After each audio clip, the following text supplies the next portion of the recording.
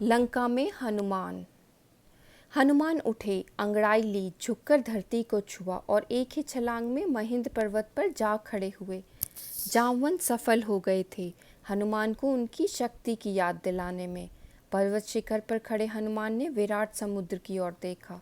उनकी आंखों में चुनौती का भाव नहीं था, समर्पण का था, राम के प्रति। समुद्र यह देखकर डर गया, उसकी गरिमा नष्ट होने को थी।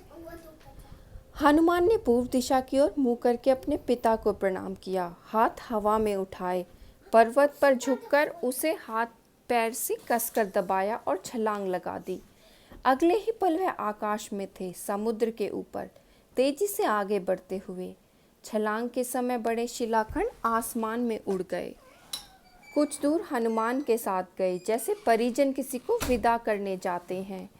हनुमान की गति अधिक थी, पत्थर पीछे छूटे और समुद्र में जा गिरे। महेंद्र पर्वत सुंदर था, वनस्पति और जीव जंतुओं से भरा। उसका शिखर पथरीला था, लेकिन नीचे घाटी में मनमोहक वृक्ष थे, लताएं थी। हनुमान के छलांग लगाने तक पर्वत शांत था, निश्चल।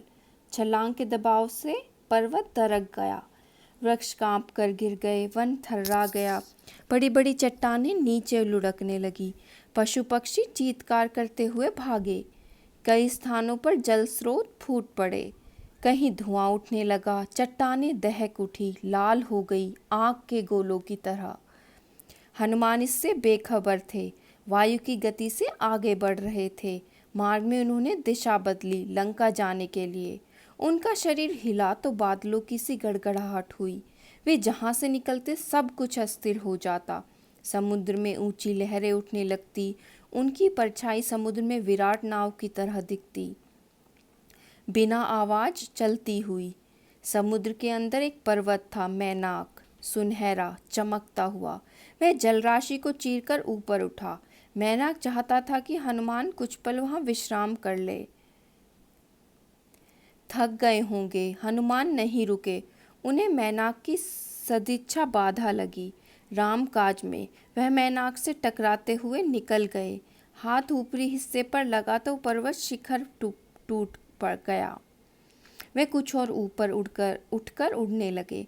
हनुमान के रास्ते में कई बाधाएं आई। राक्षसी सुरसा मिली, विराट शरीर। वह हनुमान को खा जाना चाहती थी। पवन पुत्र ने उसे चकमा दिया, उसके मुंह में घुसकर निकल आए। आगे एक और राक्षसी टकराई, उसका नाम सिंहिका था, छाया राक्षसी। उसने जल में हनुमान की परछाई पकड़ ली। वे अचानक आसमान में ठहर गए। क्रुद्ध हनुमान ने सिंहिका को मार डाला। आगे बढ़े। अब गंतव्य दूर नहीं था। दूर क्षितिज पर लंका दिखाई पड़ने लगी थी, रावण की राजधानी, सोने की लंका। आकाश में उठते हुए कंगूरे, उसकी प्राचीर। लंका जगमगा रही थी। हनुमान समुद्र के किनारे उतर गए। अब वह लंका को और निकट से देख पा रहे थे। हनुमान को थकान रंच मात्र नहीं थी। इतनी लंबी यात्रा का उन पर कोई प्रभाव नहीं था। चिंता थी कि सीता को कैसे ढूंढेंगे, कैसे पहचानेंगे। लंका नगरी को ठीक से देखने के लिए हनुमान एक पहाड़ी पर चढ़ गए। दृष्टि दौड़ाई, चारों ओर वृक्ष, सुवासित उद्यान, भव्य भवन, हवा में लहराती संगीत धाराएं। वे चकित थे। राक्षस नगरी में इतनी सुंदरता, उन्होंने ऐसा नगर पहले कभी नहीं देखा था। वे उस नगर का एक एक विवरण आंखों में भर लेना चाहते थे, ताकि बाद में वह सीता की खोज में काम आए। दिन के समय लंका में प्रवेश करना हनुमान को उचित नहीं लगा।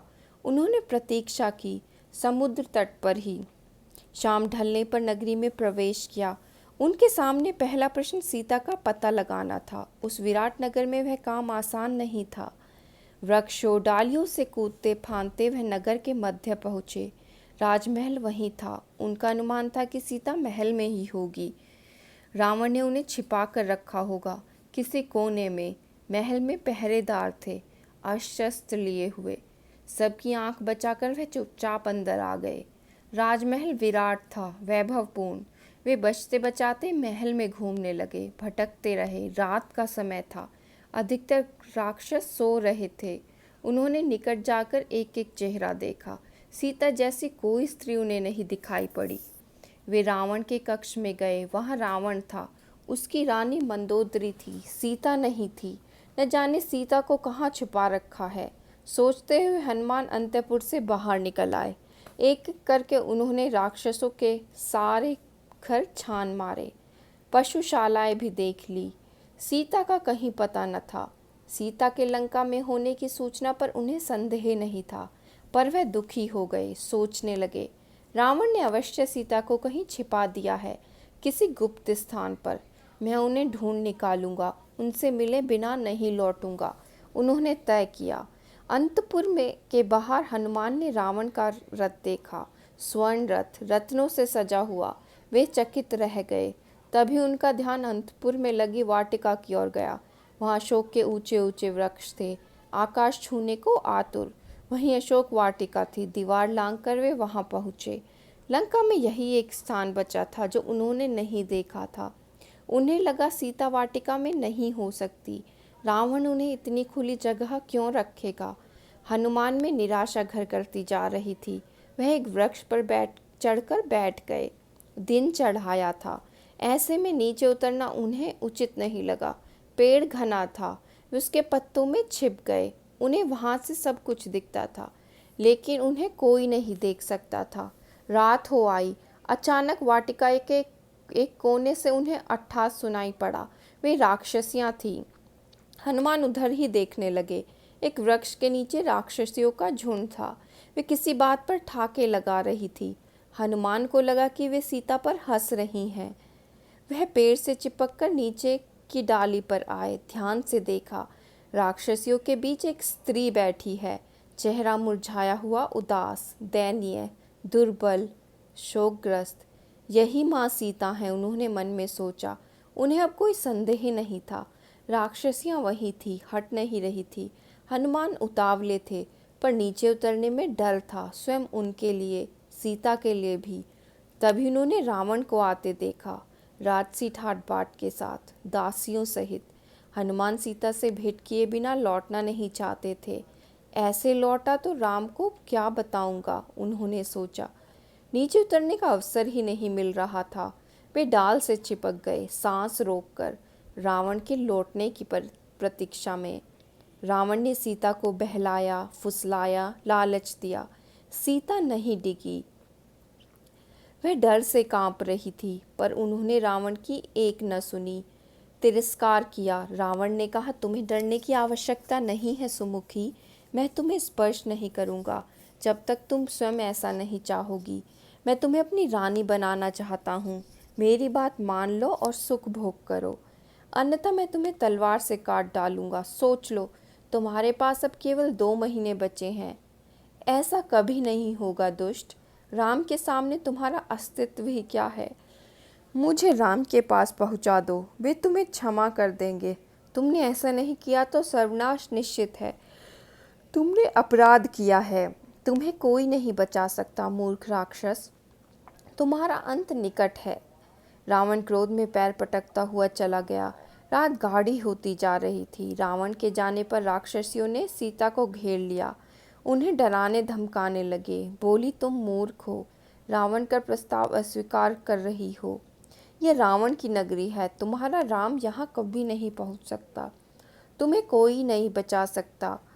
राक्षसियों में एक त्रिजटा थी, सबसे भिन्न। उसने कहा, मैंने एक सपना देखा है।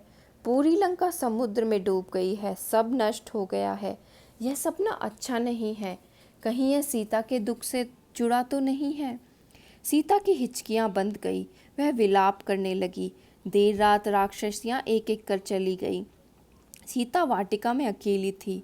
यह अच्छा अवसर था, पर हनुमान पेड़ से नहीं उतरे। कहीं सीता मुझे भी राक्षस न समझ ले, मायावी चाल मान ले, उन्होंने सोचा। पेड़ पर बैठे बैठे उन्होंने राम कथा प्रारंभ की, राम का गुणगान। रावण की लंका में राम चर्चा सुनकर सीता चौंकी। उन्होंने ऊपर देखा, जिधर से आवाज आ रही थी। पूछा, कौन हो तुम? हनुमान नीचे उतर आए। उन्होंने सीता को प्रणाम किया, राम की अंगूठी उन्हें दी। कहा, हे माता, मैं श्री राम का दास हूँ, किष्किंधा के वानरराज सुग्रीव का अनुचर। उन्होंने मुझे यहाँ भेजा है आपका समाचार लेने। हनुमान को लेकर सीता के मन में अब भी शंका थी।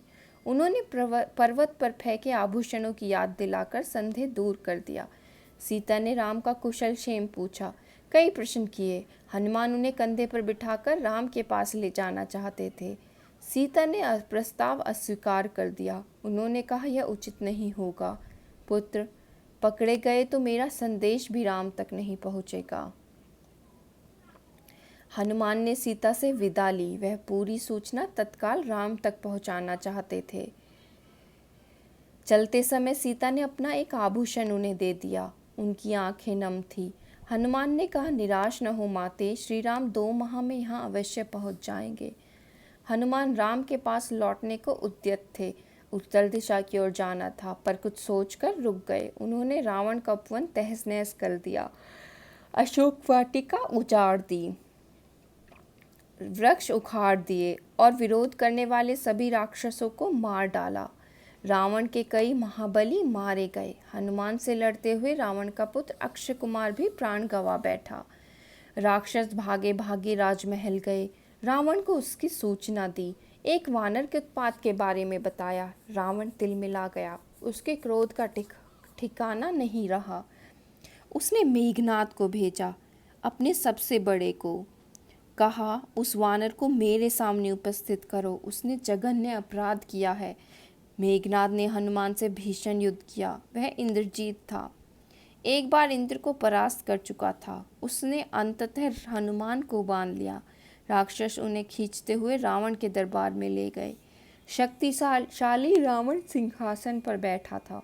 उसके सेनापति ने पूछा, कौन हो तुम? किसने तुम्हें यहाँ भेजा है? हनुमान के मन में भय नहीं था। मैं श्री राम का दास हूँ, मेरा नाम हनुमान है। आप श्री राम की पत्नी सीता को हर लाए हैं। मैं उन्हीं की खोज में आया था।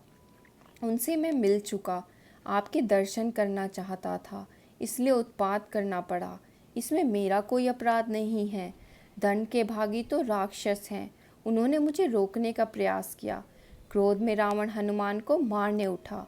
छोटे भाई विभीषण ने उसे रोक लिया। कहा, आप नीतिवान हैं राजन, नीति के अनुसार दूत का वध अनुचित है, आप उसे कोई दूसरा दंड दे दें। हनुमान ने रावण को पुनः प्रणाम किया। मेरा एक निवेदन है, आप सीता को सम्मान सहित लौटा दें, इसी में आपका कुशल है। धनुर्धर राम से आप युद्ध नहीं जीत सकते। रावण ने हनुमान की पूंछ में आग लगा देने की आज्ञा दी। राक्षसों ने आग लगा दी। जलती हुई पूंछ के साथ उन्हें नगर में घुमाया।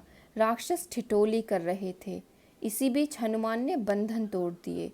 एक भवन पर चढ़कर उसमें आग लगा दी। एक से दूसरी अटारी पर कूदते उन्होंने सभी भवन जला दिए। हाहाकार मच गया। लंका जल रही थी धूं धूं कर। राक्षस विलाप करने लगे। अचानक हनुमान को सीता की चिंता हुई। वे अशोक वाटिका की ओर भागे। डर था कि कहीं आग उन तक न पहुंच जाए। सीता सकुशल थी, पेड़ के नीचे बैठी हुई, आग से अप्रभावित। हनुमान ने उन्हें प्रणाम किया, आशीर्वाद मांगा और उत्तर दिशा की ओर चल पड़े, राम के पास। दूसरे तट पर सभी हनुमान की प्रतीक्षा कर रहे थे। अंगद, जामवंत, अन्य वानर। आते ही उन्हें सबने घेर लिया। हनुमान ने संक्षेप में लंका का हाल सुनाया, सीता से भेंट का क्रम बताया। कहा, मैंने उन्हें देखा, बात की। यह समाचार शीघ्र श्री राम तक पहुंचाना चाहिए, समय अधिक नहीं है। वानर किलकारियां भरने लगे। प्रसन्नता में वानरों का उत्पात बढ़ गया। उन्होंने मार्ग में कई वन उजाड़े, फल खाए और फेंके। दौड़ते हुए चले और किष्किंधा पहुंच गए, राम के पास। वानरों को साथ लेकर सुग्रीव वहां पहुंचे। हनुमान ने राम को सीता द्वारा दिया गया आभूषण दिया। राम की आंखों में आंसू आ गए। उन्होंने हनुमान से कई प्रश्न किए।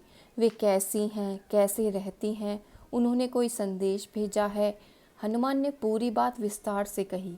कहा, मैंने उनसे भेंट की, वे व्याकुल हैं, चिंतित हैं, हर समय राक्षसों से घिरी रहती हैं, आपकी प्रतीक्षा कर रही हैं। उन्होंने कहा, यदि श्री राम 2 माह में यहाँ नहीं आए तो पापी रावण मुझे मार डालेगा। राम शोक में डूब गए। भाव विवल होकर उन्होंने हनुमान को गले से लगा लिया। आंसू रोक नहीं पाए। लक्ष्य स्पष्ट था, लंका पर आक्रमण। समय कम था। सुग्रीव ने युद्ध की तैयारियां तत्काल प्रारंभ करने का निर्देश दिया।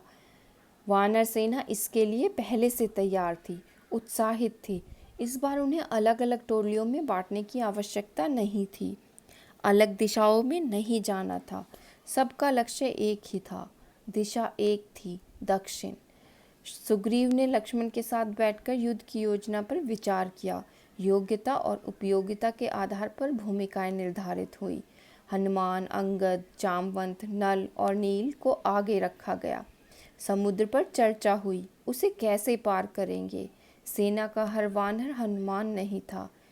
यह एक चुनौती थी। देर रात तक चर्चा